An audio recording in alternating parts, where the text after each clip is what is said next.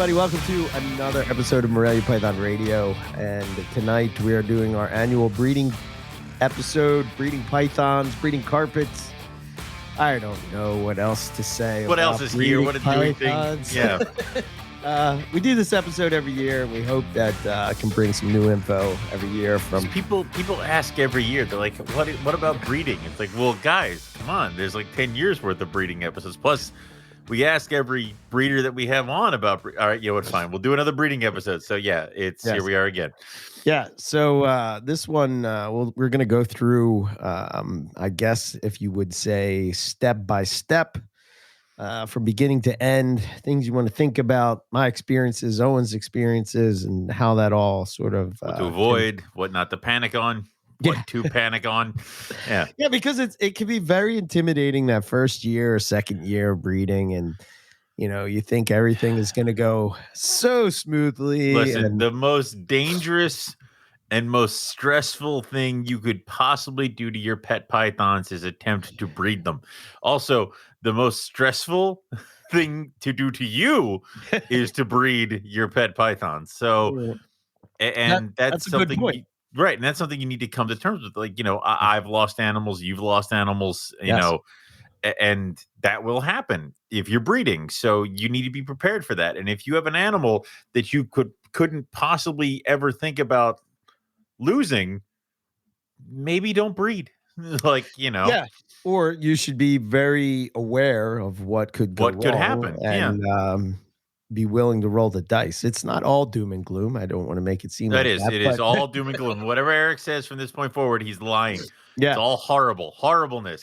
But however, and then somehow we get babies. Like, it's horrible. See, that's a good point that Owen brought up that we probably haven't brought up before, is the fact of how stressful it is on the animal.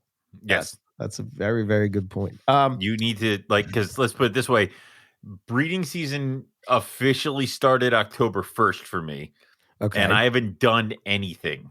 But today I finalized who will be going, because I was looking at all the girls this weekend and deciding who's going, who's not going, who put on weight from last year, who didn't grow enough for me to try, who had a rough year last year and it's going to take this year off. Like that's step one of the whole thing. Yeah. So, but we'll get into that. Anything else going on with you? No. Well, I mean, I've upgraded my office space. You can now see I have fun things here. I see this and other things. And if I move my microphone, there's the NPR award that we got in 2016. Yeah, okay. Nice. And then over here, you can't see it, but it's over there. There's a cage over there. The rough scale cage. Yes. Of course. So the female's going there when she arrives on Tuesday. And then after quarantine, there will be another cage over there. And that will be my adult male. And they will be up here with me. So very cool. Very cool. Yes. That will see the roughies get special treatment at the McIntyre. Goddamn right they do. Goddamn right they do. Of course, it does foul up where I do my quarantine now, because I can't do it in here anymore. That's it. No more snakes. No more snakes. Can't do it. No more. Yep. Yeah, I don't have a whole lot going on either. I was just going to make sure that at the beginning I give a shout out to the last Reptile Fight Club. It's a topic that's near and dear to NPR, which we've talked about many times on the show. Yep.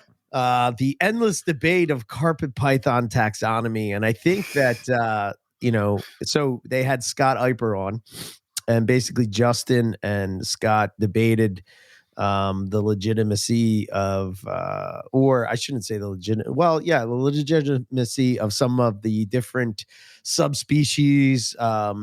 Scott seems to fall into the line of races as far as carpet pythons go. Mm-hmm. And of course, Justin, being one of the co-authors of the Complete Carpet Python, has been pretty deep into this subject. And the only sucky thing about the show that I would say is the fact that they did it. They'll have to do a regroup after the book comes out, because I felt like Justin was sort of holding back a little bit because he didn't want to say what he said in the book. I get it. Yeah. And he sort of he didn't tell us the deep dark secrets of what's going on. Oh, he told me everything in Arizona. I know it all. I have a copy of the book. Right. It's back there. Oh, yeah. There you go. I was just told, he said, under penalty of death, do not show this to Burke. And I said, yes, sir. So, but I know that he was sharing some ideas when we were out in Texas. Yep. Same thing with Arizona. We had like a practice run of this debate. That was, so fair enough. So I'm sure that Justin has, and I mentioned that to Scott, and Scott said that there was some stuff that he can't quite talk about yet either. So it kind of makes some of so they had to talk about what currently is thought. And it was a really great discussion. And apparently there was a paper. So there was the Taylor thesis that sort of started the whole, where a lot of the complete carpet pythons, the first volume, where they got a lot of their taxonomy and stuff, like with imbricata being a full species, that kind of stuff. Right. And there was another paper that came out, and I can't remember whose name it was that did this paper, but basically what they were trying to do, from what I was understanding, is that if they can identify a carpet python by like, say, the species, they could identify the origin of that carpet python. Therefore, because carpet pythons can still be exported and imported out of Papua New Guinea, legally. Right. However, you could say that something from Australia is from, you know what I'm saying? So I guess it's to sort of define those lines a little more. However, it's a great discussion. If you haven't checked it out, Reptile Fight Club, Carpet Python Taxonomy with Scott Eiper. Reptile Fight Club, a podcast of the NPR network. Correct. Yeah. It was very good. I've listened to it twice. I went back, I took some notes, and I got some questions. Oh. Yeah, there was a couple of things that they were talking about, and Go ahead. I guess when I think of the Kimberley, I immediately think of a rough scale python. Yes. And I think of a Kimberley rock monitor. Yes. Those are the only two animals out there. There's nothing else that could possibly be in the Kimberley. Well, anything that's worth, No, nothing else is worth it. No, there's nothing there. Nope. Everything else is crap. Yes. Go on. There's some carpet pythons there, I suppose, which I guess makes sense. But I sort of got the feeling that there was something different about these carpet pythons, and they're wondering where they fit into the box. Another interesting little tidbit, and then I'll let you listen. Everybody can go listen to it. Was that it was shown on this recent paper that diamond pythons are a sister species with Morelia bredli, which is interesting. Very interesting. Yes. How far removed are, like, geographically, diamonds from bredli? Oh God, I have no idea, but that's quite a lot of space. Yeah. A lot. Okay. Yeah. Well, there's inland carpets in between the two. So, and are inland carpets considered a sister species of Morelia bredli? No. So, yes. How do we? Yes. Wait. Yes. I don't exactly. So, did the inlands come in and split the species in half, and then one became diamonds and one became bredli? I don't know. This is what fascinates me. And why didn't inlands get involved in this? This is what fascinates me about this topic. I think I kind of agree with Justin that, he was sort of along the lines of saying that he kind of believes, and it's just his hypothesis, that diamond pythons are probably a little bit different than the rest of so if they're I hope I'm getting this right. But his line of thinking is that if Morelia bredli is a full species and Morelia spilota is a sister species, then wouldn't it make sense that Morelia spilota is different than Morelia spilota mcdowelli, Cheney. You know what I mean? Yeah. So the thinking is that you would immediately think that because of the intergrade zone between diamonds and coastals, that you would get more of more genetic. What is the word I'm looking for? Variation? No. Or They would be more mutation? closely related Okay, to yeah. coastal carpets Mm-hmm. than to Bredli. Mm-hmm. Which I don't know, it just fascinates me. But anyway, like I said, it's worth checking out. And they get into the weeds to it, and they you got, I mean, you got two of the greatest minds in carpet pythons going back and forth Debating. I with the mean, come on now. discussion. I mean, it's just podcast I gold. love how it's like you want to sit there and you're like you're seeing all the commercials for the MFC fight like this on pay-per-view. These two, and like it's almost like Morelia Fight Club. You're like, I'd order that. I'd Yeah, watch it. yeah, yeah. Yeah. It was very good. So I give them both, and it's hard to. It just raises more questions to me. Yeah. So. That's the issue, is that we answer one and then gain 10 more new ones, and we're like, God damn it. Yeah. So, but that's all I got. So I think we should just get into it. Let's do it. Let's jump into breeding of carpet pythons. So before we go into breeding, we want to talk about some of the. Yeah, I know, right? I'm all animated, like people can see me. Let's go into breeding, kids. Listen, man, it's the only. It's like, wait, what? It's the only thing keeping me alive at this point. Listen, I gotta go full bore or I'm gonna die. What? All right, go for it then. I'm on fumes. Okay. So, do you see the carpet python, kids? Shout it out when you see it. Yeah. Anyway, so I think before you breed, I think there's some things you should think about. And the first question I would ask is, why are you breeding?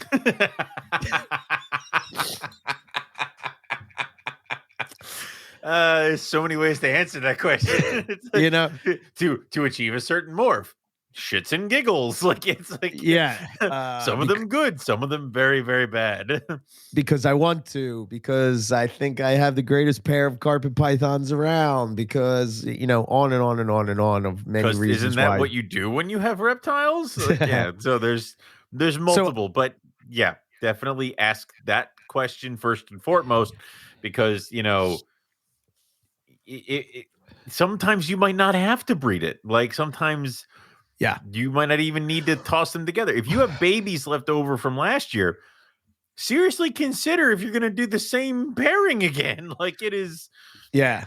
Yeah. So I think you're probably more in connection with this than me, but currently it seems that the reptile market is kind of on fire.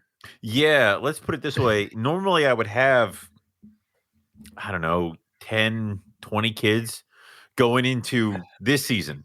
Yeah. So the point where I would wheedle them down to, I'd have maybe 5 or 10 babies from last year left over.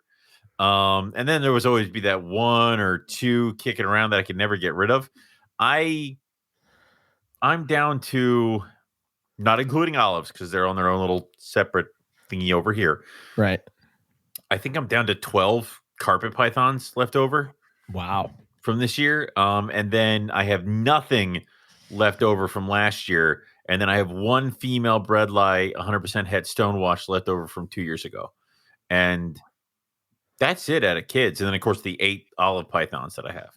So this year, shit has been popping off. So I not only was able to sell animals, slowly myself, but I had regular reptile people, like dealers, stuff like that, knocking down my door trying to get just wholesale carpets just to have stuff on their tables. So, yeah, definitely popping off. But that being said, I do still have kids left over from animals that I could potentially pair this year. So why do that when I already have like 10 kids from this pair left over?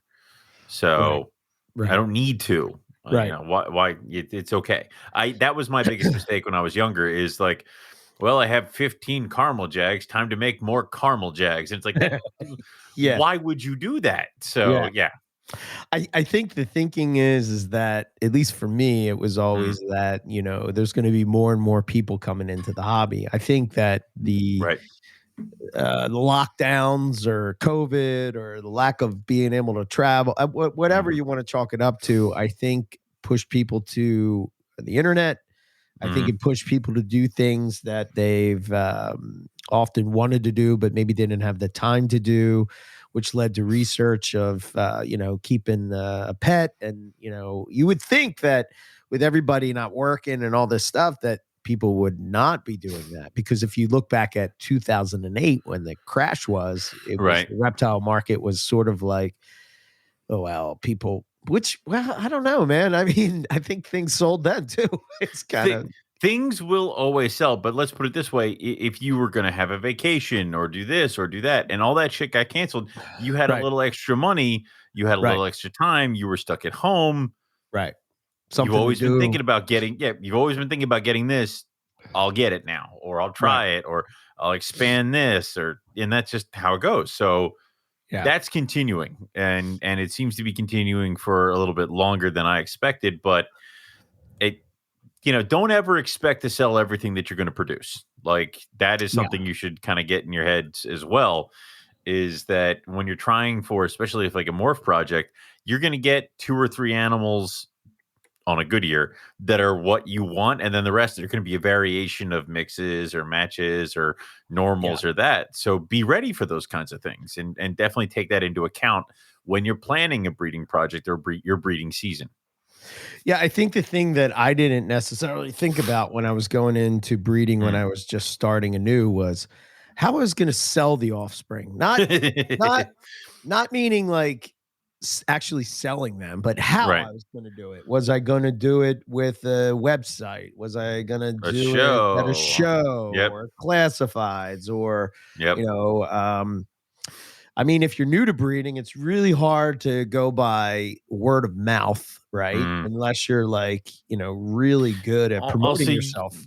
But you really can't trust that either, because you put up pictures of mom with the eggs, and there'll be 10 or 12 people saying, "Oh man, I will totally buy one when they're ready." And then when they're ready, months later, you contact these people, and they either found somebody who had some available immediately, or they'll never respond to you, and they read your message because you see that they read it, and then they just never respond because they change their mind.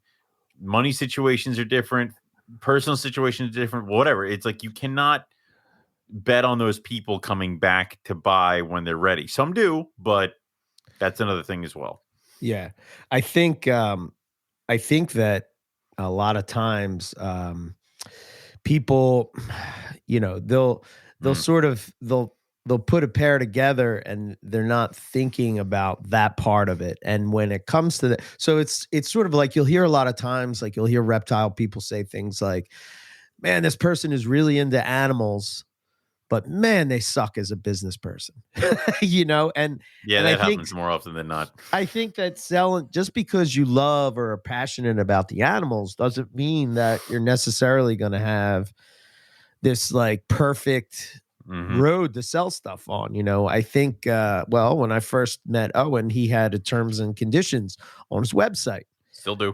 Yep, me too. And that's why I pretty much copied yours. But, you have to think about things like that. You're going to be selling animals, live animals, to people that you're going to be shipping all over the U.S. or, at taking it to a show or whatever the case would be. Sometimes things go wrong. What's going to be your contingency plan if something does go wrong, and your reputation is based off of this stuff. So like if you give good customer service, or you go out of your way to take care of them, or you have some kind of special thing you do that separates you from the rest of the people. Some people might call that a gimmick. Some people might just say that that's, whatever is your stock, it just like whatever it is that you do, like for instance, I just got these, Australian barking geckos from April, and she had sent a card on there with some notes on like things to do. Nice. And it was on like a postcard, but on the front of it, it was a blood python, and it said, what is it? Blood by Design is her thing. And I said, oh yeah, that's pretty cool. You know, I like that. Yeah. little ideas like that on how you can add this little personal touch to your customer. Because I would say, to me, my personal opinion is that a website is key if you want to kind of do this, even semi-professional, Right. It right? is. Because if you're relying on Facebook or Instagram or social media or YouTube, they can just shut that shit down at any moment. They could change their terms and say no animal sales and then just Correct. close that immediately. Right. Like I've stopped actually listing a lot of the animals that I have for sale on the Facebook page. Right. I just post up that, hey, go to the website because I don't want them to take it down. Yeah. Or something. Yeah. And I think another thing, the other point that I'll bring up is I think that people should do a better job at marketing their animals. There are certain people that I think that come to mind, or certain things that come to mind that make me think of this. And like instantly people in that Morelia world will know, chondro people are great at this, right? The sickness, Mr. Blue, give it a name. The cure, all these like play off of names. And like you'll always see Bill Stiegel posting up, the sickness or some offspring of the sickness, and people automatically know who that is. But that hypes people up to want animals from that lineage, right? Right. That's the thing, is that that's what horses and dogs, lions, and everything, that's what they do. The whole point of that. So it's not that far of a stretch, and we do it too. Yeah. Like Madame Blueberry and Benjamin and Sylvester and all those other named animals. The problem is that you have to name the animal, raise the animal, breed the animal. Like sometimes it's like, it's good to name the animal and then kind of wait and then breed it. And then you can start talking about it, like, and all that fun stuff. Well, like, but go ahead. Sorry. It's, I want to say that sometimes people might get into it, name it, flaunt it around, and then you never hear from him again, which means like maybe the animal died or this, that, and the other thing. So I think that might discourage some people, but I totally agree. Is that if you want to put some stuff out there, name your animal and make sure that everybody knows that this unique thing is this thing. Some might take off, some won't. I know there were several people that tried to name their own like morph. When I first got it, there were always guys that would have a weird, unique animal and they would name it something, but they would never prove the morph. And rather than just calling it some kind of line or some kind of thing, it would just fizzle out. So because they named it, thought it was a morph, and then it didn't pan out, it would just die. But hey, if you had just kept breeding that, you could have had an established line or a look or whatever. But I don't know. Yeah. I think there are some carpet people that do it. Green tree people do it really, really well. They do. But I think for myself, I had a few. I had V, I had Molly. Molly wasn't mine. Molly I bought from Zach Baez. He called her Molly Ringwald because she was red, and I just kind of went with that. Kept that. There's Poison Ivy. Again, I didn't name Poison Ivy, but here's this iconic snake, and I'm just going to keep going with it. Andrew Paris does a real good job with this. Mike Curtin does a real good job with it. Nick Button does it a different way. He promotes it more from a project point of view. So really not naming his animals, but more along the lines of a project, like Palmerston's, Gelatins, Brisbane's, Caramels, you name it, but his is more of like the, number one, you already know that he's established that he has the, legitimate lines. I guess the most legitimate you can get in the US if you want to look at it like that. I don't know. I just think that if you're going to promote, I think that don't make the mistake of promoting your animals when they're small and then don't show them as adults. Right. Sort of right. If you're going to do it the whole way. Don't just be like, look at him, it's a tiny thing. Yeah. Also, update pictures. We know when you show lineage and it's like that is a 1-year-old that you're trying to pass off as a proven breeding female. Post the pictures. We know they dull out a little bit. It's fine. Right. Like, yeah. So I would say, like, if you're going to promote your season on social media and get people excited and add as an added bonus, you have your breeding season archived, right? So you can reflect back on that the next year, like when did I pair and when, because it's kind of that's one of the cool things about if you have a Facebook page or something like that, you can sort of look back and say, oh, I did that on November 12th. I've numerously done that. People are like, when did it hatch? I'm like, God damn it, when did it hatch? And it's like, exactly. Because then I always post pictures of the hatchling. I'm like, June 6th. Like, that's when the first one pipped. Like, so I would say that's a good way. I've done that, and it sort of creates an excitement as you're kind of going through, you keep people updated with how the clutch is going along. You document locks.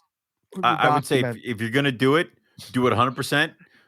Like, document everything, even if it's like ends in a slug clutch or nothing happens. Document the whole thing. Don't just do half the season and then stop, because if you ever need to refer back to it, none of the information's there. So either do it or don't half-ass it. So I'm going to throw this on Owen. I forgot that I wrote this down, but I think it would be kind of a cool idea, and hopefully Owen's cool with it. But I was going to say that, like, on Instagram, right? If you want to, share what you're breeding this year, and possibly we would talk about it as we go through, use the hashtag NPR 2022 breeding season. Yes. And we can kind of follow along with what you're doing. And if we see something that really stands out, that's awesome, we can, talk about it and highlight it or whatever. And plus you can sort of see what all the other Morelia people are kind of doing, and what you want to possibly add to a project, or see how they're doing it. Right. This is also a good way to kind of get out there and promote your pairing. Like, let's put it this way. I would love some caramel tiger stuff. So if you're going to breed caramel tigers, right, I would like hypos.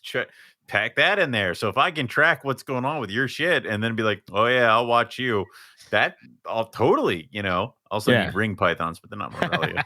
So, so hashtag NPR 2022 breeding season. And we'll go with that. Cool.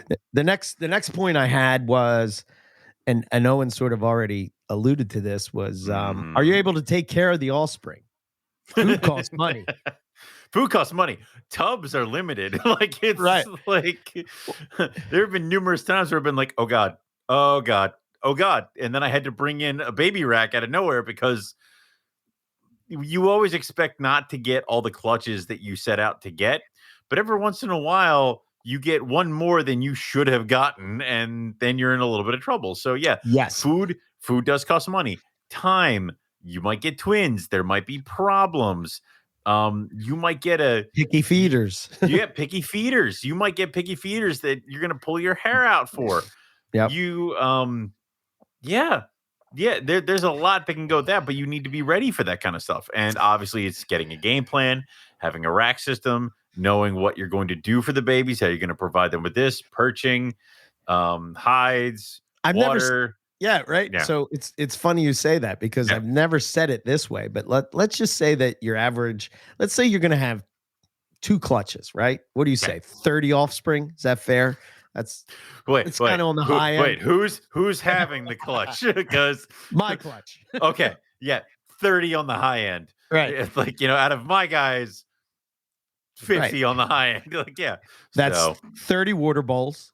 Yep. 30 tubs. And how are you going to do that? So you and hides. You and I both do water bowls very differently. Yes. You throw the plastic thing away. I have ceramic bowls that I clean. Yes. Yeah. So which way works best for you? You also have the plastic thing as a perch. Right. I have the little plastic square thing that they go into, that they can either go into or get on top of. So I don't give them a perch. Right. They just would want to sit on top of that. So I don't provide certain things that you do. Right. And we obviously both have had success raising carpet pythons that we've hatched. Yes. Yeah. So I do think it's important, whether you use a perch or whether you use a hide box, or I've even had them perch on the water bowl.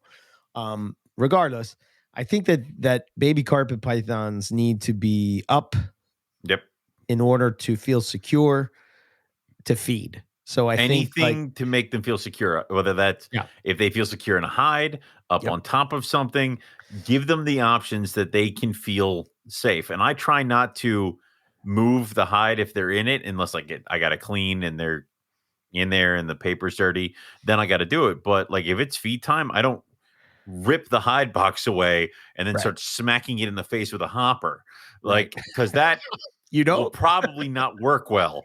You just kind of tease them a little bit. So there's all that kind of stuff. So where are you going to get the hides? Are you fully prepared to fill your rack? And if you're fully prepared to fill the rack, if you're like, I have 30 slot rack and I have 30 eggs, guess what? You're going to get at least 2 sets of twins. Why? Because that's how the universe just likes to have fun with you. Right. So, and you're going to, worse yet, you're going to get you're going to get that unexpected clutch.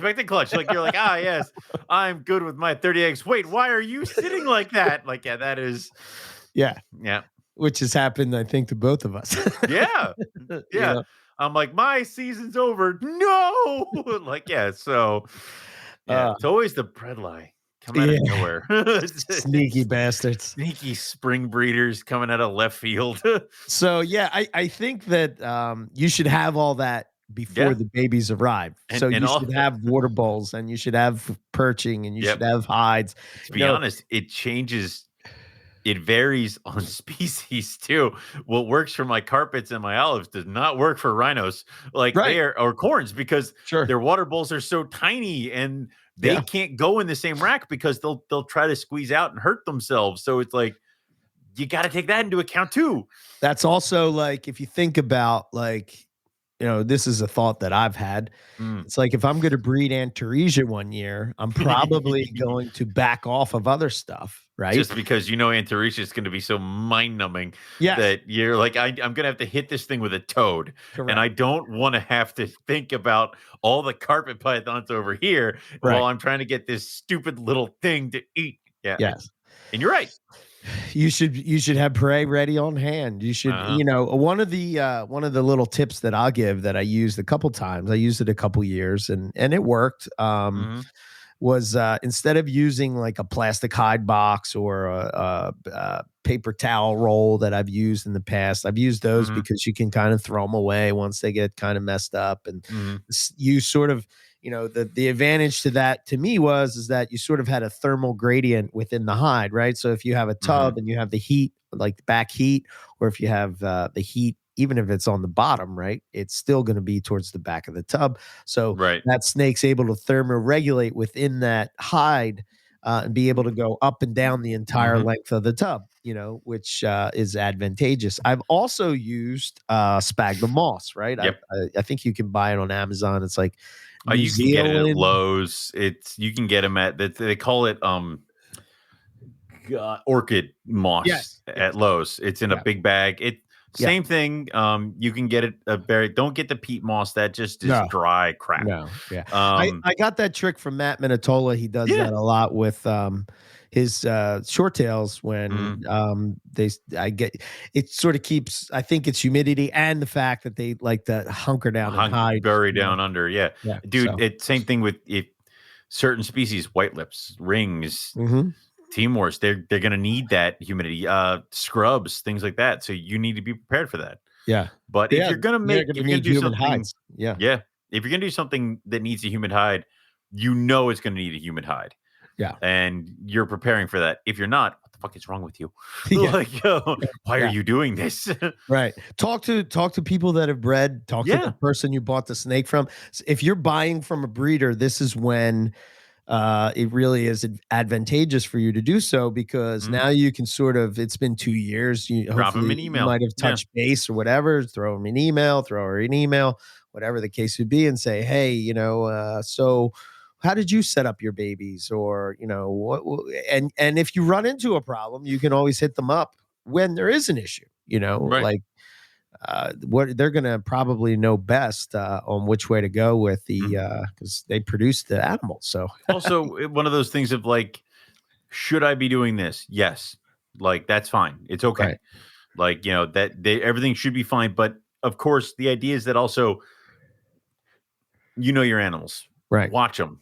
If something doesn't look right, don't just brush that off, because you see these animals all the time, and you should be the first one to realize that something is wrong or something isn't right, and you should be able to stop it or adjust or whatever. So be prepared for that kind of stuff. Right.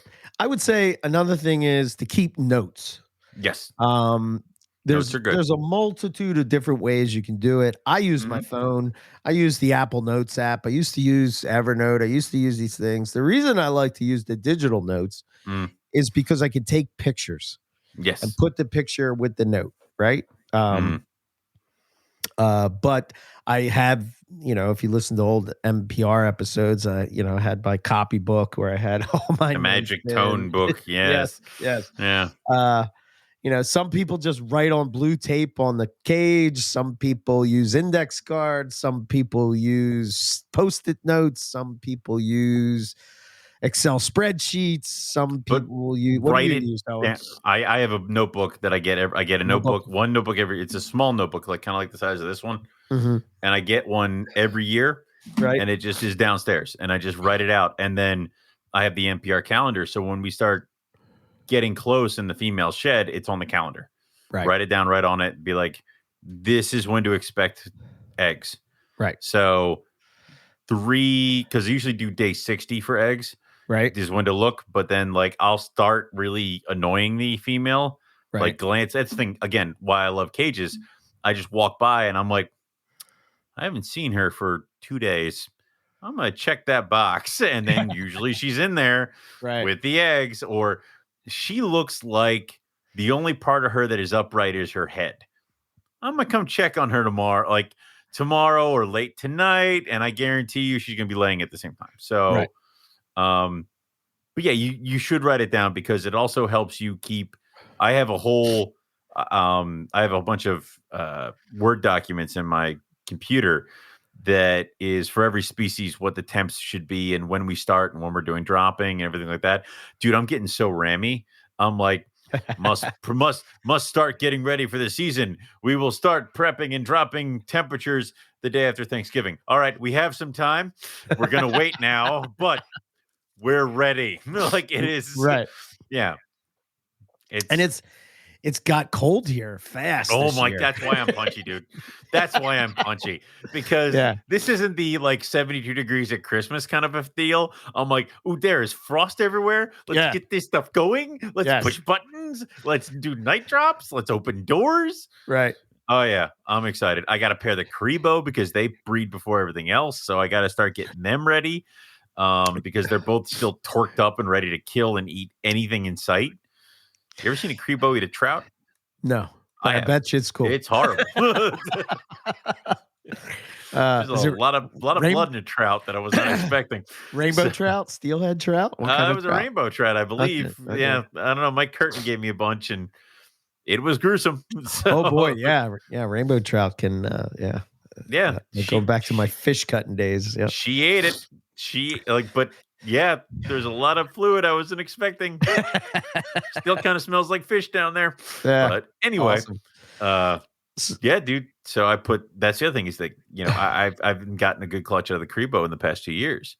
Right. But both the male and the female put on size this year. Okay.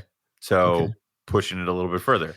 So do you tier out your pairings, meaning that you have, say, your top 2 pairings that you're shooting for that, you really want these to go. Yeah, but the problem is that I'm not just a ball python breeder or a carpet breeder or a corn snake breeder where it's like, these are my corn snakes and these are the ones that I want to breed. I have my top tier animals, and then I keep little micro, my top tier animal out of python, Timors. My top tier animal out of carpet python. See, you split the hair there. Now I can talk to you about that. So, yeah, I have that all the time. And then I have this year, I want the blue beauties to go this year. But will I be upset if the Crebo go? No. No, I will not. Yeah. Also, I got 3 female Madagascar hogs that might go. Oh, wow. And Good rhinos. job. Oh, wow. Yeah. I don't have that many carpets going this year, dude. I That's think I have more carpets more colubrids than carpets. I think it's evenly matched this year because I have corn snakes, black rat snakes, and then I have all 3 types of mad hogs. Then I have like 3 of the giants. I have the Crebo, I have the blue beauties. Yeah.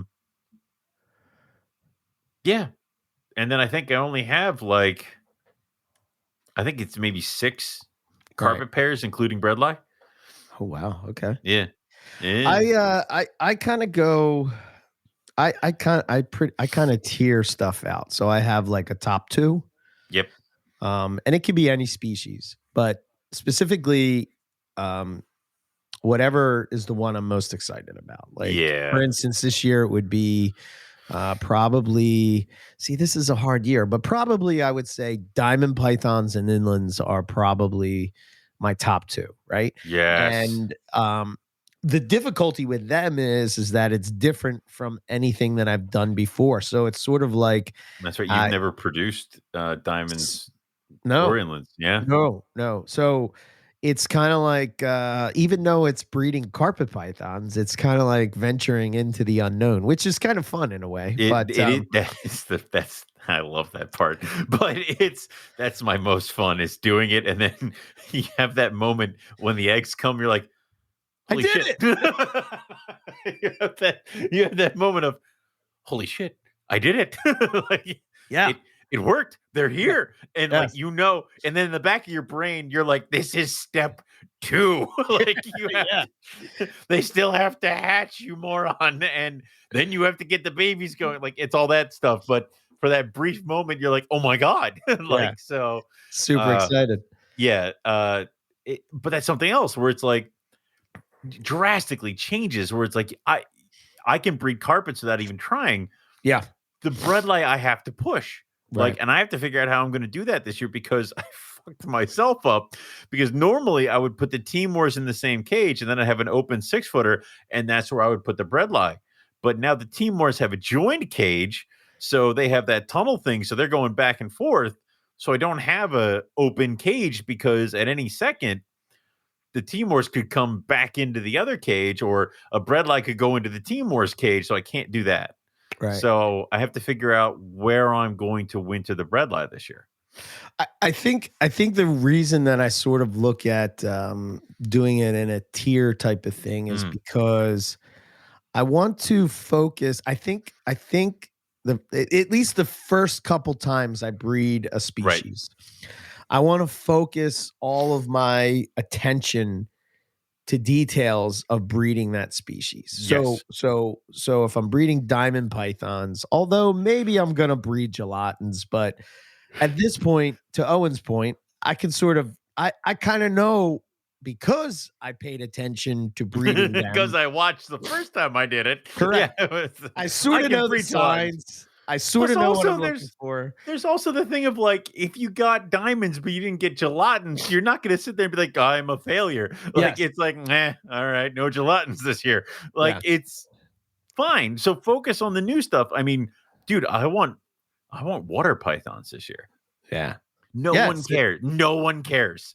No one cares. No one will care about my brown, ugly little water pythons. But I will be so happy because I can be like, that's 2 liasses, baby. Like, no, it's it's we all.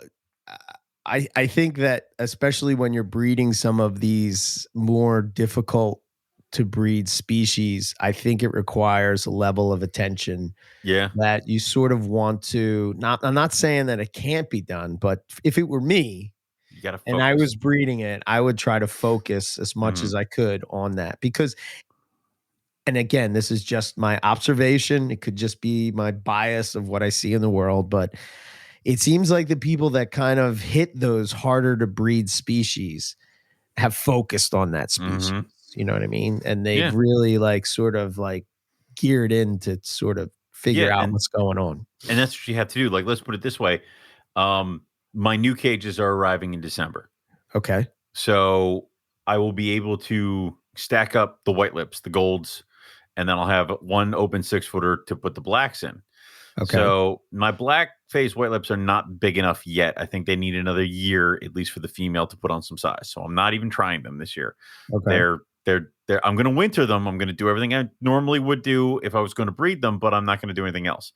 The golds, I'm not going to pair them until I get the outside room redone, because I'm going to put a tunnel in there like I did for the Timor pythons, and I'm going to let them tell me when the male wants to go for the female. So I'm going to put them on the track. I'm going to do the drops, and then I will give him access to her. And then if he wants to, he can go track her down. She can track him down, or they can just kind of not deal with each other, and we'll see how it goes. But that thing's going to remain open until probably May or June. Right. And then I'll separate, shut the tunnels, and we'll go from there. Same thing with the Timors. So everything's kind of on hold, and it's kind of weird. That's why I told you, like, I'm also rammy. I'm like, put them together now. It's like, no. Yeah. So, yeah, you can sometimes ruin it by putting them together too early. You know, you can ruin it. They can lock up like crazy in December, and then when she's ovulating later on, he can be like, nah, and then you don't get it. So not last year. Was it the year? It was the year before. I tried breeding diamond pythons, and I put the male with the female. Immediately they lock up. Immediately, I'm like, oh, this is cake. Yeah, diamond pythons are easy. No eggs. Yeah. You know, so you know it's sort of taking a step back, and I think sometimes you're going to have those seasons where you strike out on a species that you're trying to do. It could be a multitude of reasons. It could be, it could be the pair's not compatible. Yeah. Or they didn't kill each other. Thing of all, you don't have a pair. Yeah, you have 2.0 or 0.2. Like it. Yes. What is it? The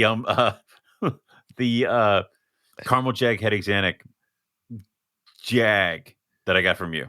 Yeah. It shed yesterday, and I'm like, no. Oh no, really? No. It's one of those weird things where I'm like, that could be a sperm plug. Ooh. Or it's not, or it could be. I got that. Or it's not. Yeah. Well, she's got another year before. Okay. I try, but I saw that and I'm like, you better not be a male. That would fuck up so many. Actually, not really. Like it would just. Yeah. I got girls. Like it's. Well, some people are notorious are very good at sexing snakes. Right. Some people are not good at sexing snakes. But also mistakes fucking happen, and these little bastards are really good at hiding things. Correct. Like I did it to myself. My holdback female was a male. Like it is like it's how are you going to deal with that? You know, how what's, you know, you got to think about that, because if and that's another thing, right? Like you get all these baby snakes and then you don't know how to sex them. Yeah. Or, you know, that's why every time that Matt Minatola would have blood pythons to sex, you know, he looked at it as, who the hell would want to do this? Because you get shit on and pissed on and bit, and, you know, but the experience of sexing the snakes when you're sexing, you know, 50 blood pythons, you know, yeah, they're not carpets, but at least I'm getting a feel for, you know, doing it and I seeing have what some he's people, doing. I know some people that will sex like Jason Balin, he will sex the animals when they're born, and then he will probe it at the show before he sells it to you. Yeah. And there have been a couple times where he probes it and he goes, that's a girl. I thought this one was a boy. Like, and that happens. Yeah. Like, you got to understand that. Also, God help you if it's a tweener. Like, because then what do you do? I mean, I think I got a couple tweeners from Balin, and he was like, he said that, you know, and and he's like, well, I think this is a girl, and I think this is a boy, and I'm like, okay. And for years and years, I couldn't get them to breed. And I never thought, so in my mind, I'm thinking, well, this is Jason Balin. You know, he's going to know better than me. Yeah. And turns out that it was both girls. So because if they're tweeners, good luck. The best thing to do with a tweener is to throw in a proven male and see what he does. Yes. But yeah. even then, like I told you, I put in a proven male with my female and they lived together for 2 months. And I'm like, I'm not getting any action. Why don't I take this girl and throw it in with one of my proven females? And they were locked up. And I'm like, there's a problem. Also, what the fuck were you doing? Like, you're supposed to combat him. What the hell? Like, it's not always, again, whatever rule we try to make up for animals, they will try their damnedest to break it in front of us. Yes. So you got to be fluid. You got to be open to those kinds of things. Your missexes are going to happen. Yeah. You got to be prepared. You know, if that happens, is the season shot? It's okay that if you had a dream pairing and you put them together and they turned out to be both males or both females, to hit pause on the project and on the year and regroup. Right. You shouldn't just grab the nearest male and chuck it in there. Right. Because then you might get animals that you weren't expecting, didn't want. Or nobody wants. Or that you were like, I don't know. So if you're really adamant about your animals and your breeding projects and a missex happens, it's totally fine to pause it. Yeah. Yeah. And don't go blaming the person who sold it to you, because I really doubt people out there are like, this one's a male, but I'm going to sell it as a female. Like, no, that was an accident. I could say my thought would be this. If you buy an animal. Yeah. And you're about to breed that animal that you bought as a baby. Yeah. And now you're pissed off at the breeder. Right. Because it's sex strong.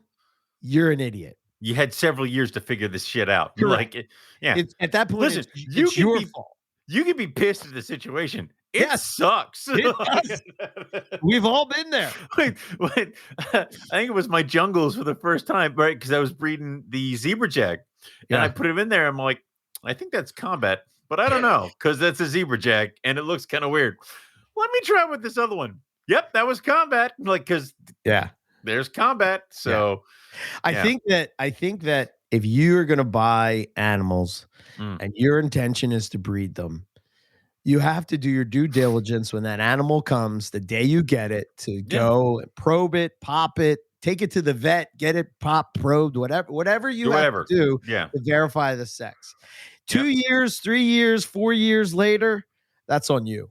Yeah. I'm sorry. That's just on you. I mean, sorry for your loss. And I bet you there's breeders out there that would probably say like, oh man, I'm so sorry.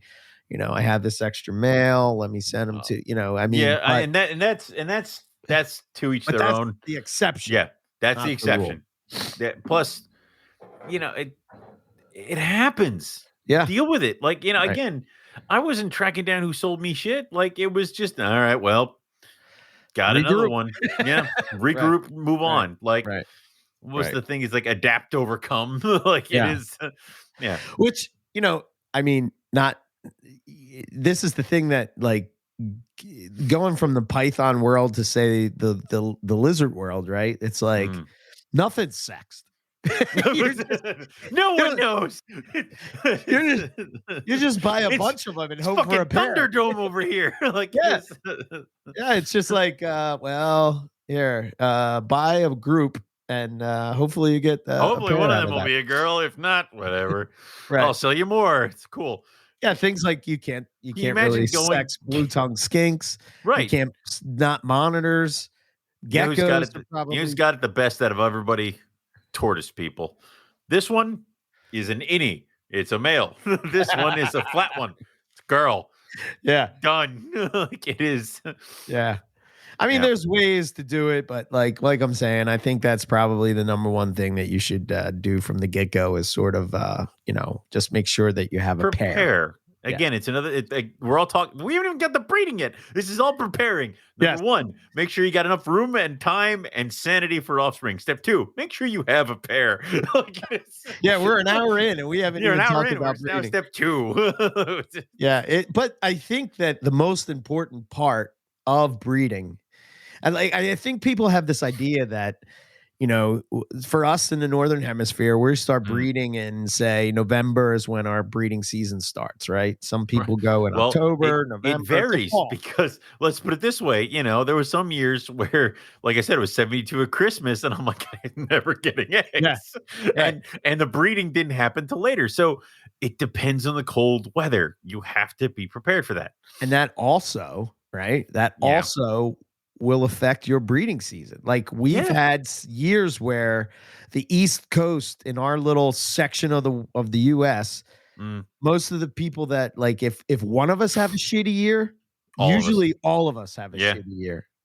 If one of us have a great year, usually Everybody's all of us popping have a babies. great year. And If you that's have a shitty year, Owen might get flat 5 clutches where I get 1, Balin might get 6, Curtin might get 4, something like that kind of thing. Where also it's the variations of our rooms and our setups. Because the other thing is that that's something that you kind of, I was always, when I first started, it was always cold is bad.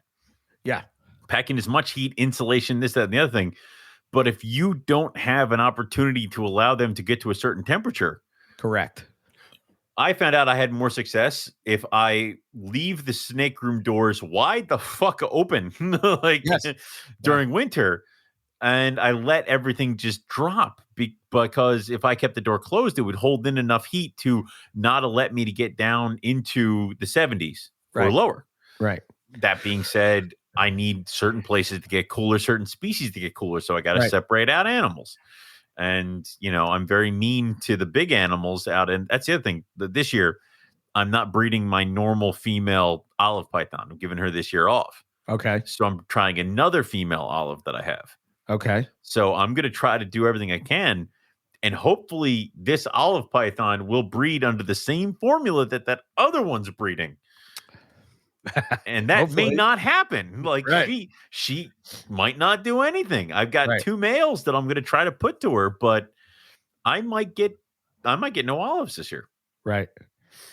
Yeah, and you've said this multiple times, but like to think about breeding olive pythons and selling olive pythons, or breeding water pythons and selling water pythons. There's no morphs associated with them necessarily. I love it so much. It's they all look the same. I love it. Nobody asks for. I need several pictures of its head. Why?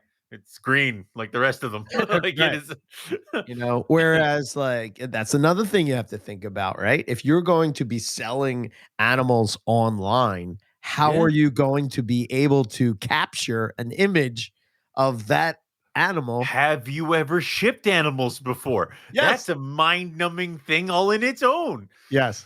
Yeah. And I hate it. I hate it. Yeah, I hate shipping too, for sure. Because especially now, currently, especially at least in the US, dude, I'm done. Shipping is a nightmare. I'm done. I'm getting a box. I'm getting 2 boxes on Tuesday. A box for me that has the Ruffy in it, and then a box for you and me from Riley. Right. And then I'm done. I'm done. Yeah. I'm not shipping anything out. From what I've been hearing, FedEx is full of delays, full of issues, and it's only getting colder at night, and it's only going to get worse as we get closer to the holidays. And normally I wouldn't shut down. I think there have been years where I don't shut down shipping at all because it stayed warm enough. FedEx was doing well. I just required everybody to pick them up at a FedEx hub. But dude, I'm done. I'm shutting down shipping. You can have it after first of the year. And I know there's going to be a couple people who are going to be pissed off about that.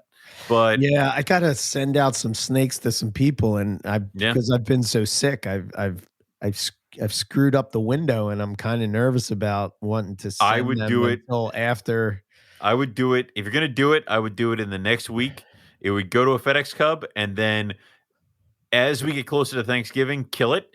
December 1st, nothing is leaving. Nothing is leaving. So the week of Thanksgiving, I'm done. Like I might have one customer that can convince me to ship something out prior to Thanksgiving, but the week of before Thanksgiving, you're not getting it till January. And if that's a problem, drive here and get it. Yeah, I'll have to work that out, but I don't think that the people will give two shits. I don't. Yeah, it's normally the people kind who of are. like it's kind of gift stuff. So Yeah, it's if it's an Eric shipment, they're all going to friends who really don't care. Like, right. yeah, I got quite a few of those going out, but anyway, no. we're off course here. We're going off the rails. Is that what? Oh, but oh yeah, shit. shipping is something you have to Something think else to about. think about. There's a lot Um, there. I Anyway. think I think that we talk a lot about pre-breeding season and things to think about, and I think the most important thing at this point, if your female is not in the condition to go through call it now producing eggs, she doesn't have good size on her, a good weight. She appears healthy. There's no issues with her. I think you're good. If you question it a little bit, I would not do it. Nope. I would not call it. I've been doing a thing where I have them leapfrog. So they'll do 2 years breeding. So breeding back to back, year off. Right. Breeding back to back, year off. It helps me stagger what I'm producing and what I'm selling. Right. And then it also helps me keep their body condition. My Caramel Tiger female has been a bear to get eating her entire life. Right. Till I started putting her down for winter and breeding her. Then she always comes up and eats, but I could never get weight on her or get her to grow a little bit more because I'd breed her and she'd lose weight, and then I'd feed her and then I'd breed her and she'd lose weight. So she took last year off and she put on a ton of weight. Enough to be, I'm like, okay, cool. So I am totally confident with her breeding. Now my female tiger that I got from you, she is getting this year off because she's produced 2 years in a row for me. Totally cool. Next year she'll be ready to fire, which is what I'm hoping for. So by then I'll have different males ready to go. So I'll be able to offer different pairings with her. So it's one of those things that staggering is always good, but the prepping makes or breaks your season. Yeah. If you don't prep appropriately and just kind of try to wing it, you're going to run into some issues. So again, like what you said, look at her, and if her body condition is even the tiniest bit not what you think is right, just give her another year. Right. Yeah, I think what I was saying before we started, before I wanted to make sure I finished the thought, was that a lot of people will think that breeding starts in November, but really it's a whole year process. It starts in August. It's a whole, especially if you're breeding them back-to-back years. As soon as that female is off the eggs, here's a rat. You're starting to get her back into the swing of things, get her settled in, get some size on her, because and if you're gonna do maternal incubation, man, when those snakes come off those eggs, you feel pretty bad for them because they look like death. I got some of mine. I did the maternal incubation with that's the other thing. I thought the tiger do maternal because I knew I was giving her this year off. Right. So, but I got her to eat while she was incubating the eggs. Right. So she didn't look that horrible. She still looked bad. Don't get me wrong. I was still like, dear God, it's a piece of rubber. But she could have looked a lot worse. So yeah. I think another thing to think about, and sort of why I cycle everything, right, is to sort of get the rhythm of my room. Right. And I want to know what my room is going to do with the conditions that are outside, and I sort of take the 4 years it would take to raise up a carpet python for breed, because that's my recommendation. I used to say 2, 3 is okay. 2 for males is okay. 3 is totally fine. 4 for females. And then you know what? It's a soft 4, because then you look at them and you're like, maybe 5. Right. Yeah. I have. They will breed. Yeah. They will breed earlier than that. I know they will, but will they be around later? Right. So I have. Right. I think I have 2 7-year-olds that came to me as, I think, 3 or 4-year-olds that were about the same size as my 2-year-olds. Okay. So, and they're just now, having been here for a couple of years, starting to put on size and weight. But I have 3 females that I put the food to them and they don't seem to grow that much. Right. And I'm like, come on. Like it's my Stonewash female, it's my albino jag female, and it's my Brisbane female. Right. So, interesting.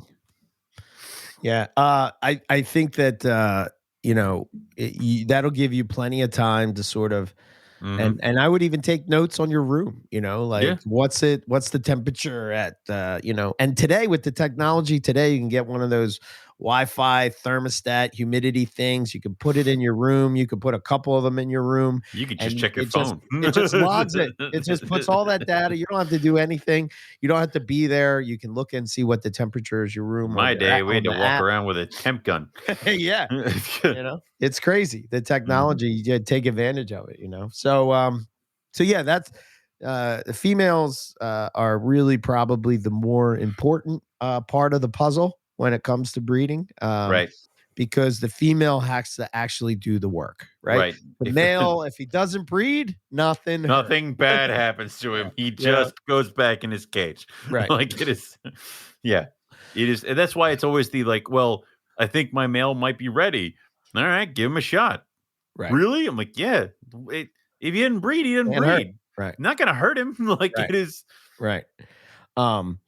I've bred some pretty small males to some pretty big females. I've bred some pretty big males to some moderate sized females, and that has worked as well. But that is when things went wrong, where it was I thought I had the girl. Yeah. So check out the female, the male. Sort of, you want to make sure that. So, in my opinion, the one thing you want to do with the male is you want to make sure that he has, you want to keep him lean, but you want to keep him fed. Yeah. Only because, and the whole cycle feeding thing is something you can do, but like when typically, not all, not everyone, but typically when pythons go into breeding mode, male pythons usually give a shit about anything. Yeah. Right. Yeah. So they're not going to be focused on food. They might eat, but typically they're not going to. And that's usually where those questions come from of, oh no, my snake hasn't eaten in months. Yeah. People who aren't breeding are like, why my snake hasn't eaten in months? I'm like, it's the middle of winter. Yeah. It's still going to shut down. Yeah. So, and to be honest with you, it's probably healthy for the snake in the long term. Anyway, it really is, because also it helps them out with, we're reminded of all these snakes of what they do in the wild, where it's like they eat only when the birds are migrating through, and they'll eat 6 or 7 birds in an hour, and then they'll sit for 3 months and they won't eat again until the birds are migrating back through. Like, it's good to have that. Like I fed my juveniles and my babies today, and Melissa was like, are you going to feed anybody else? I'm like, nope. Everybody else is getting emptied out, and we're going to start dropping. So, So the rule that I use is I go by the holidays, right? You got Halloween, it's easier that way. Halloween, you stop feeding. Yep. Thanksgiving, you start dropping temps. Christmas, you start introductions, and then you sort of ride it out from there. Usually you have eggs probably sometime around Valentine's Day, maybe March, something like that. Yep. But it's just that, again, you don't have to follow that to the T. It just sort of gives you an idea to put you in the mindset of the spacing between the things. It also helps. Easy. It also helps to have these date reminders, because then it's like Halloween, stop feeding. Okay. Yeah. All right. I know when Halloween is, and there's a lot of shit going on. If you pick a random day in the month and you're like, because you'll blow right past it. Right. Exactly. Because I've done that a million times. I think it's important. I think it's very important. And I learned this from talking to Ryan Young, and his success with breeding those weird pythons, right? And he goes by the idea that like he sort of sets listening to his interview and listening to him talk, it's sort of like he sort of sets seasons in his room. So his room always goes at this time and does Mhm. this and this time and does that. And like eventually what he said is that the snakes sort of adapt to that season and it might take a little while, but he doesn't change it, right? So Right. people will have this idea of like, oh, I'm going to change it. So we did change it. Owen and I changed Yep. it years ago because we used to stop feeding in October, Yeah. start cooling it, or start cooling You in stop feeding Halloween. October 1st. You stop Right, feeding October 1st, and right, you start cooling in Halloween. right. Right. And I sort of got that from Derek Roddy, but to Owen said it a couple times. We had that one year where it was like 70 to 76. 2. I was in shorts, and I remember because I was at my mother's and I'm in shorts, and I'm like, this is not correct. Like, it Right, is Christmas. So you have to gauge it because it wasn't getting cold enough. right, And so what would end up happening is we would drop everybody down, and then we'd be trying to warm everybody up in the beginning of March when it was freaking freezing. So right, it's like it's much easier to go with the flow of what's going on outside of your room. It right. helps to not fight it. Yeah, it's weird how much you pay attention to the weather once you start becoming a Yeah. snake breeder. You walk outside, you see frost, you're like, ah, yes, good, good. Is Like it? it is. Yeah. I used to hate the fall. I hated it because every year I get sick. I'm always sick, asthma, can't stand the change of seasons, whatever. Ever since I've been a snake breeder, it's my favorite time of year. Just skipping through just skipping through your room. Yeah. It's like, yeah, it's dude, I love the whole breeding season. I would say my favorite time of year though is getting eggs.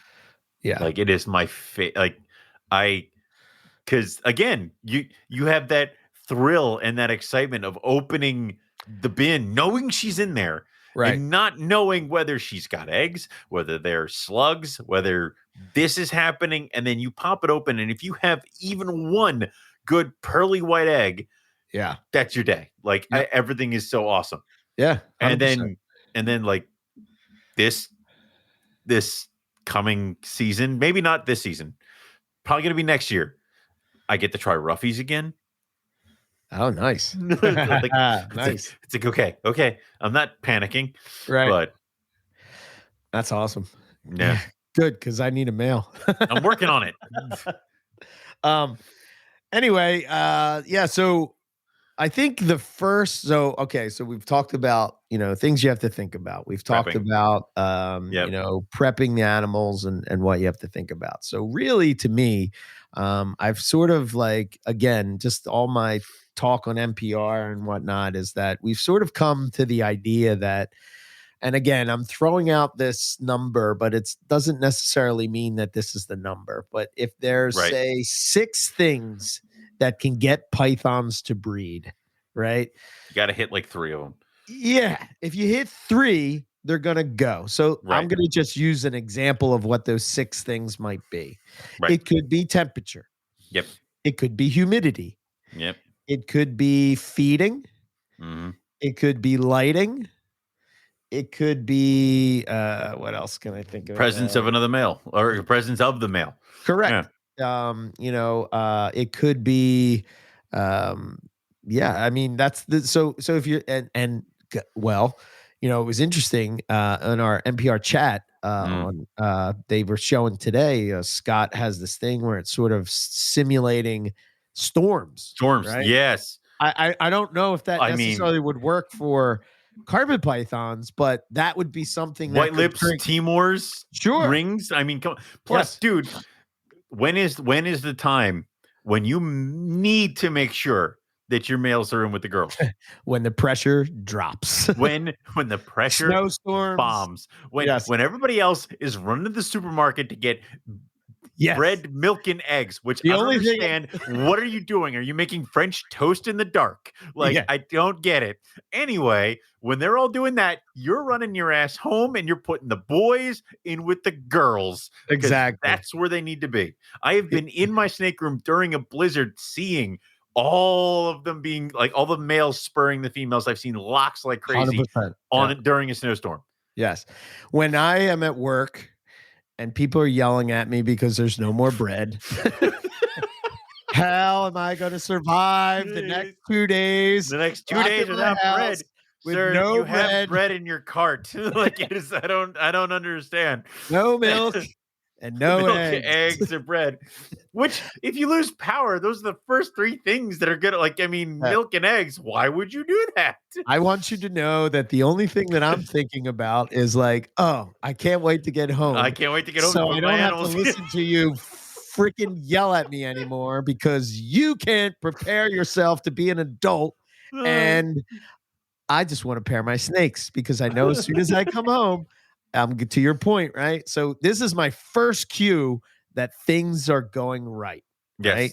The very first thing that I look for to see that we're on track is males cruising their cage. They will free. Like, I mean, nonstop.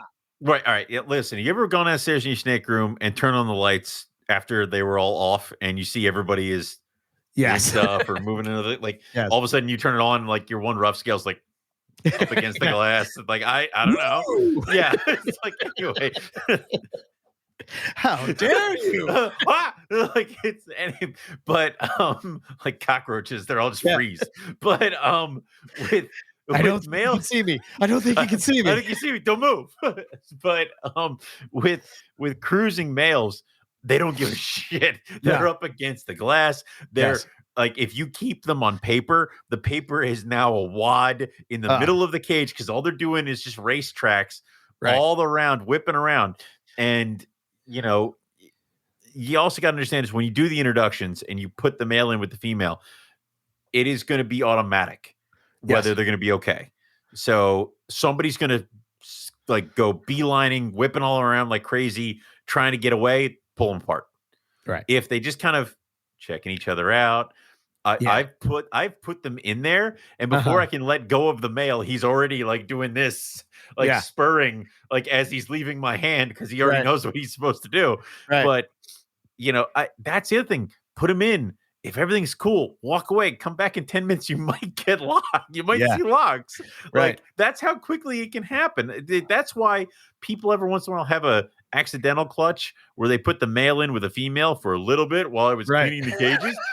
I didn't think anything would happen. I didn't think you only had an hour. All he needed was an hour. Like, it is Yeah,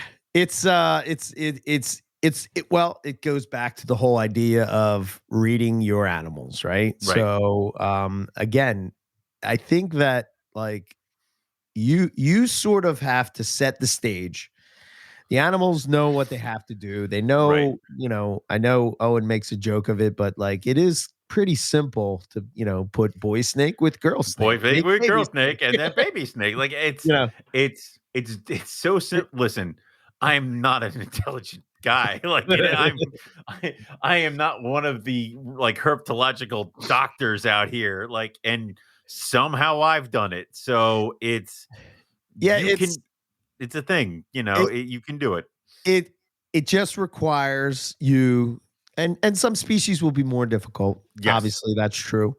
But I think at the end of the day, I think that they aren't that different, right? They may have specific behaviors that maybe we're not clued in on, or need specific parameters that maybe we're not providing. However, I think if you're really paying attention over time, you're going to be able to figure that out. But like with carpet pythons in particular, it's pretty straight ahead. It's pretty, like, once you start to see the signs, like I can look at a female, I call it the pretzel, right? Yeah, all twisted.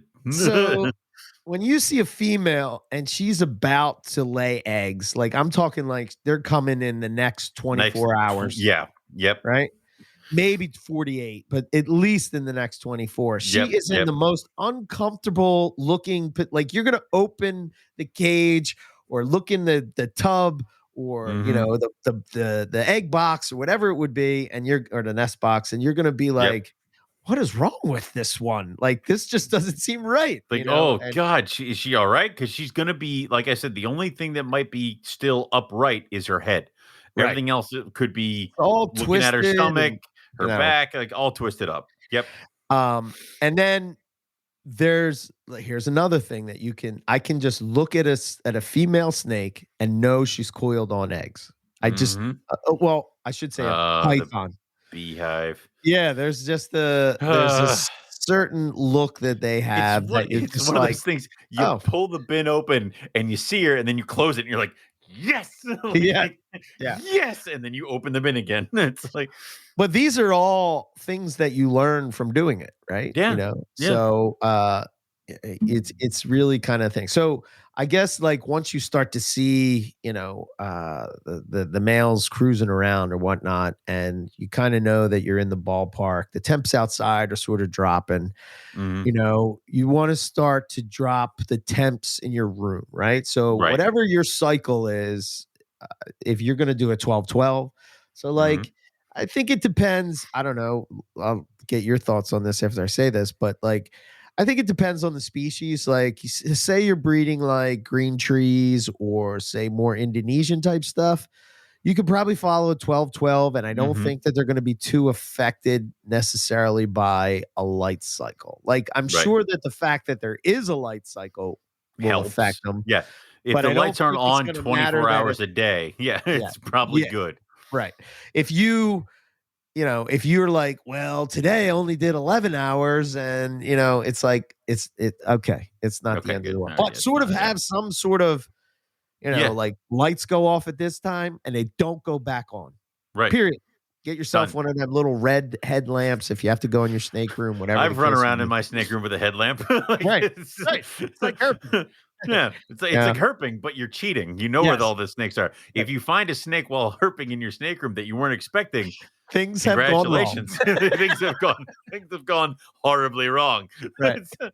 But yeah, I think that you sort of want to have some kind of cycle. So You do. when those lights go out, for me, all the heat goes off. Yes. All of it.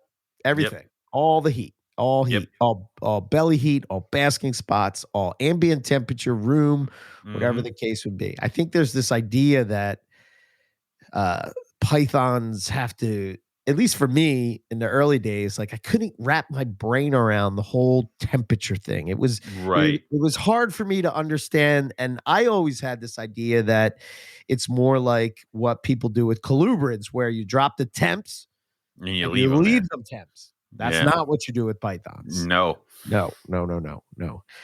So you're going to drop the temps at night, and then when that light would turn back on, it's your daytime, the heat turns back on and Right. goes to what it normally would be. I think for me in my room, even in the summertime, I try to keep my temperature at 80 to 82 degrees in my snake room, right? So it's The ambient room temperature, yeah. ambient room temperature is like 80. Sometimes And that's during the day. right. Right. So Yeah. I'll have hot spots about 85. And it's a little bit different with diamond pythons that I have. So their ambient is probably more towards 70. Right. And they have a much hotter hotspot, but how you manipulate with diamond pythons, at least what I'm doing, is that you manipulate that time of the length of the hotspot. So if you normally give 12-12, then you're going to give it, now it's going to be 10 hours, then it's going to be 8 hours, then it's going to be 6 hours. And they're going to utilize that. I promise you, they're going to be basking. And yeah, that was something else I was going to do with the white lips, is not just because normally with mine I do a 12-12 light cycle, right, and then I do ramping of the heat. So the basking, I don't really heat my room. It will naturally get warmer during the day just because of all the different cages that are going on in my room, which is in a walkout basement, so it's underground, yada yada yada. So it will get up there into about 80, 82 degrees, but I usually let it just drop to whatever the temp is in the basement. Right. So it can get down closer to 60 degrees in some places in that room, in those two rooms. And then the side room there's no insulation. That shit will get cold. Yeah. So that's where all the colubrids go. So I will start at 8 p.m. it will take 4 hours and it'll start ramping the temperatures down, which basically means is that as the temperatures in the room drop, right, and sometimes it'll just like the temperatures in the room will just bomb straight down. right, This will gradually slow it down in the cages till it hits that happy thing, and it'll keep it at this temp. So the heat panels may actually even turn on to keep it at this like 72 degrees, 71 degrees, whatever. right. And then after at 8 a.m., it takes time to ramp back up to the 84 degrees in the cages and the hotspots. So it's basically like the sun is coming up and going Correct. down. Right. So I would have liked to have, I mean, I wish I could have done something with the lights to make it so that like they would get brighter and brighter and brighter, and then at their zenith, and then it would kind of stay there for a little bit and then just get dimmer and dimmer and dimmer. That's for like the next snake room. That's what we're gonna do is just have some sort of light control. But yeah, 100%. I think I sort of follow that same ramping thing. That was a tip I got from you. When you said that the one year, I was like, wait a minute, that's genius. I don't do that. Works. I just cut the heat off. I just turn it off. It's like, yeah, but it works so much better because I mean, and we've talked about this. I give my guys a year-round night drop. Right. Where it will now the night drop during the summertime is supposed to be like I honest to God, I stopped doing anything higher than 70, like lower than 75 during the summertime. Right. So normally what I used to do is ramp it all the way up to back to the normal basking temp or the normal summer temps at 80 something degrees. But, you know, then I found out that most of my panels were turning on at nighttime to get it from 82 to 84, which it didn't need to do. So I stopped ramping it up at 75. And then what happens is that naturally the room doesn't drop below a temperature because it's August. Right. Like it's not going to do that. Plus, I found out more and more that my guys were moving around a lot more at nighttime. They were coming out of their hide boxes and sitting on top of it right when the heat panels would turn on to start ramping up at 8 a.m. I'd see them all moving around and stuff like that. So I got better body conditions. I got these fat, lazy snakes to actually thin out a little bit. So it was working out a lot better. So I would say that once you stop thinking about the heating systems as like trying to aggressively like push the temperature, and instead of it being like a safety net and just letting your room do what your room does, it is a lot easier. That's why we always say about like when breeding, go with the weather outside because it's much easier to go with it rather than fight it. Right. So, especially here in the Northeast, right? So this is the other thing you have to remember, right? You know, for Riley and Lucas out on the West Coast, they're going to be breeding different than, you know, than we are here on the Northeast, right? And you got Rob that's in Colorado, which his temperatures are all over the place. Oh my God, how does he do it? Like he's like it's you know, it's snowing in June. It's like Jesus. So it's it snowed a couple feet today, but it's all melted. But it's all melted away. It's like it's what only, do your snakes do? 3 hours.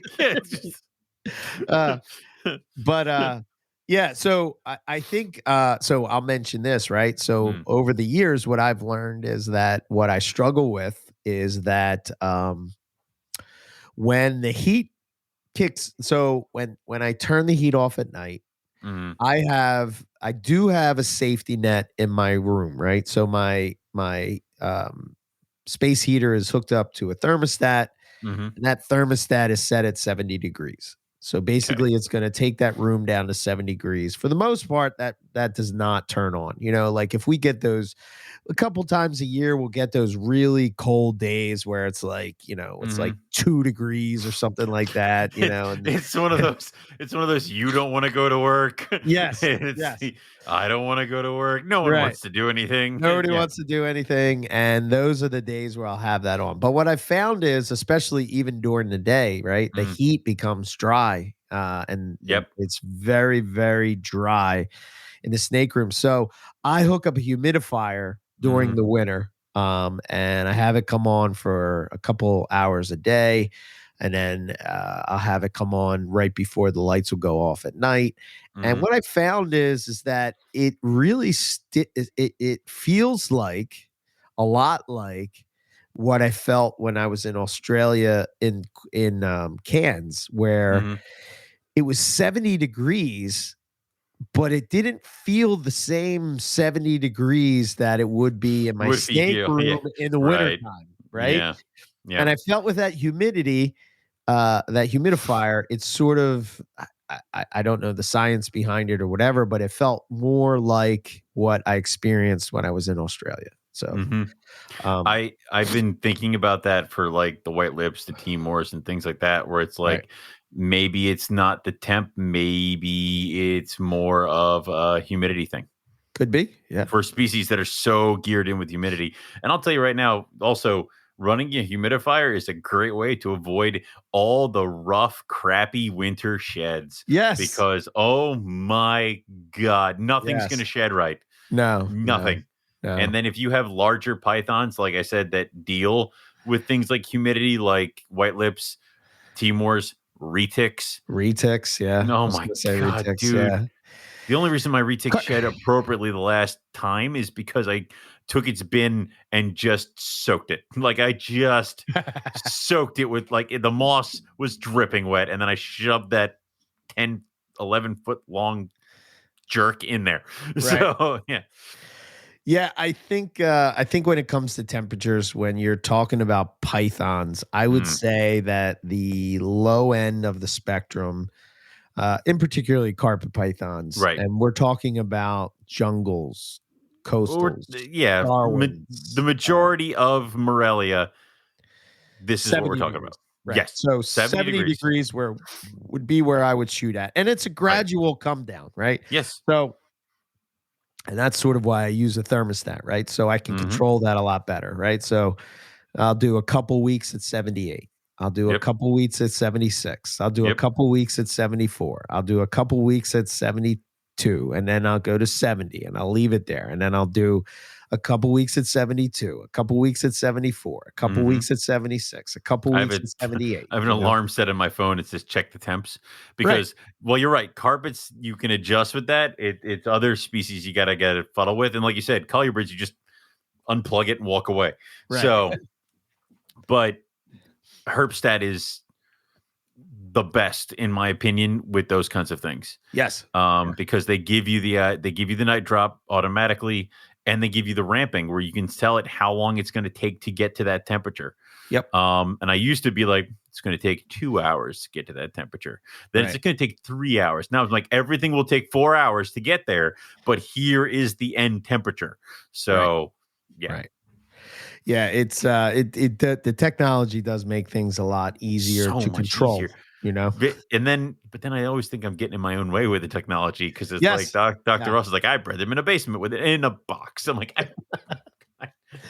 the power went out and we accidentally did it. What? It's just So, it's kind of funny how that works. I think that to me personally, if I was doing breeding and starting as somebody that wanted to start breeding pythons currently. Like this would be my first one. I would kind of do it without the technology so much so that I could get a better feel for it. And what I mean by that is like I think of things like an ultrasound and like like all those things are all the fun things I have in my closet. Yes. Yeah.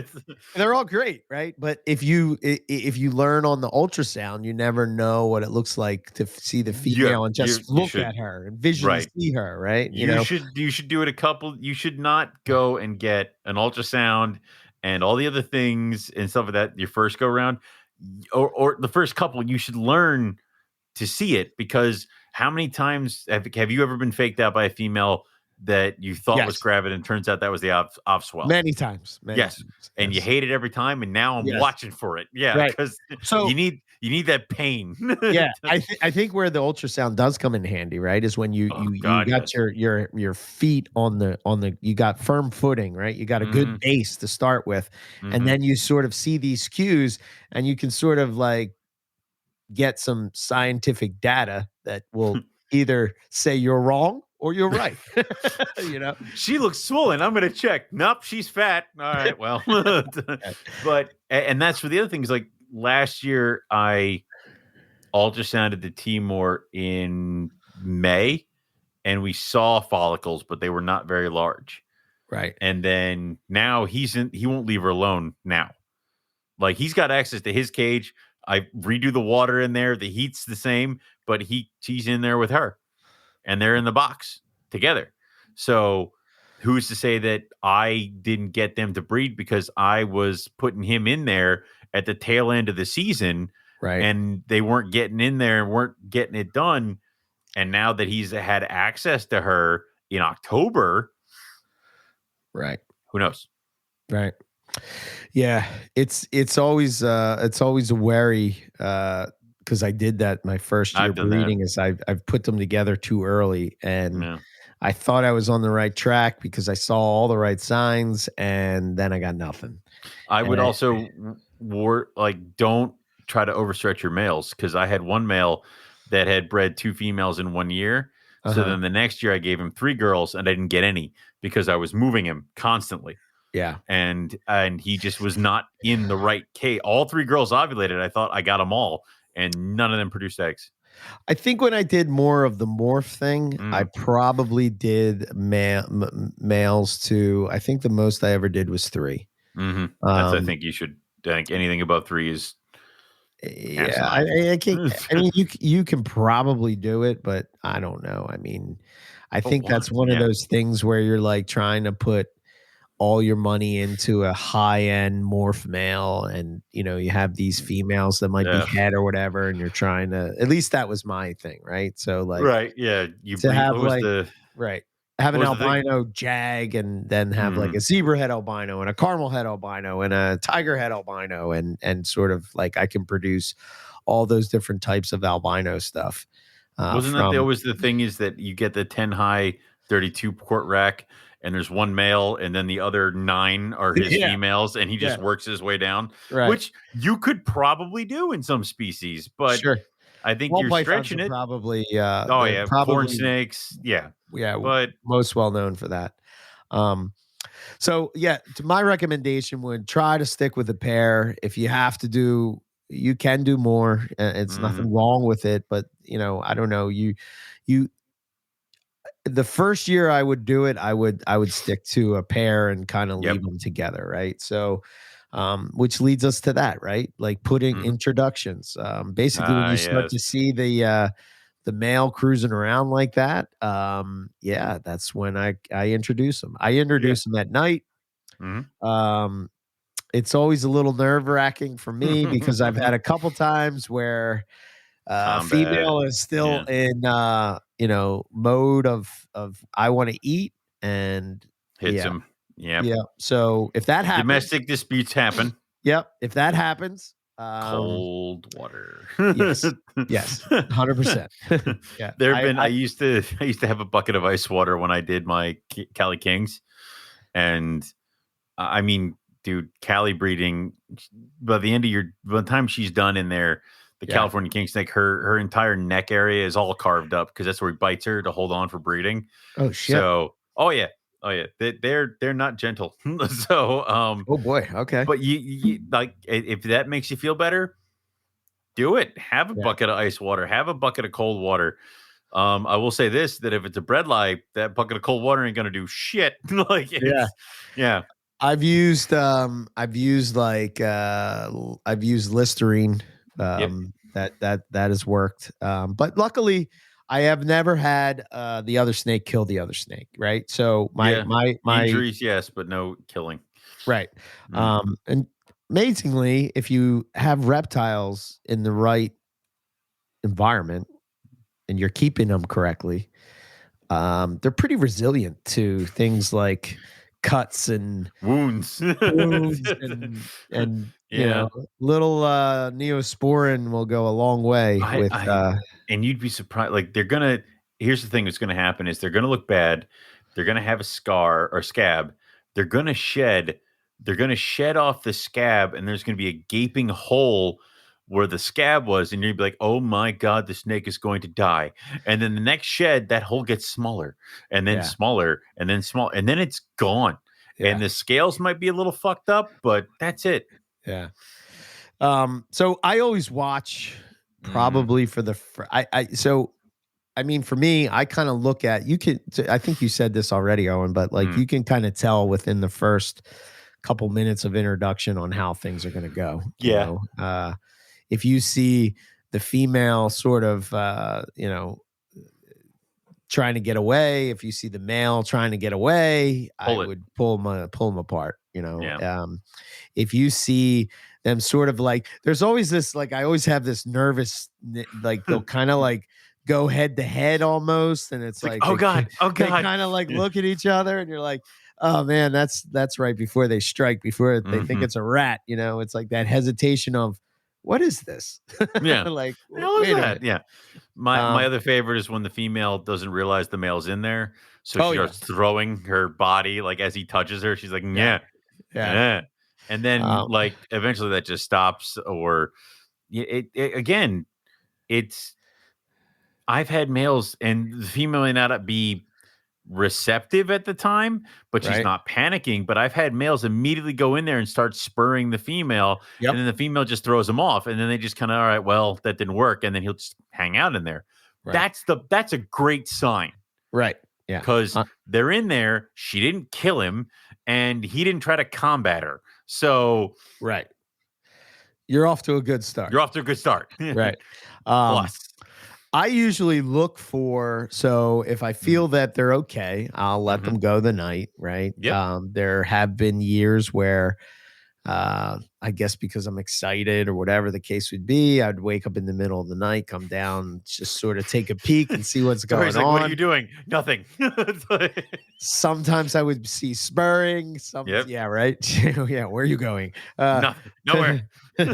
Sometimes I would see, so for people that don't know, right, pythons have spurs on the back by their cloaca. And basically what the male will do is he'll sort of get up on top, and he's sort of like, it's sort of like if you're like, it's almost like if your fingers were, you know, just rocking back and forth and, you know, just on top of the female. And that's sort of, I guess that's what gets there's really female pythons going. I don't know either, but there's no way to really